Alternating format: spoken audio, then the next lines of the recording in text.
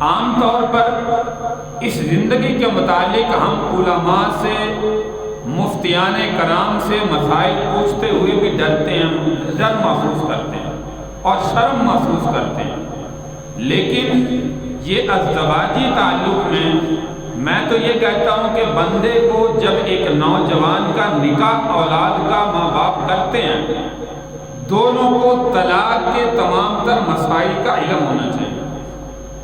لڑکے کو خصوصی طور پر معلوم ہونا چاہیے کہ طلاق کے مسائل کیا ہیں۔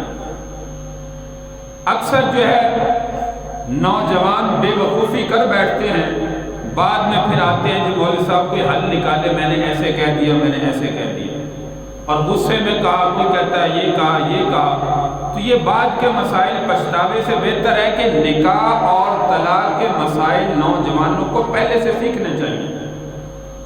کم از کم جس کا نکاح ہو رہا ہے اس کو اپنے علماء کے پاس، مفتیان کرام کے پاس بیٹھ کے چند مسائل جو ضروری ہیں وہ سیکھنے چاہیے۔ لیکن ہماری چونکہ عادت نہیں ہے، نکاح کے اندر بھی نعوذ باللہ ایسے ایسے خرافات کرتے ہیں، اس کے لیے پیسہ بھی نکل آتا ہے، وقت بھی نکل آتا ہے، شیطان کو راضی کرنے کے لیے ساری مصروفیات جو ہے وہ ختم ہو جاتی ہے۔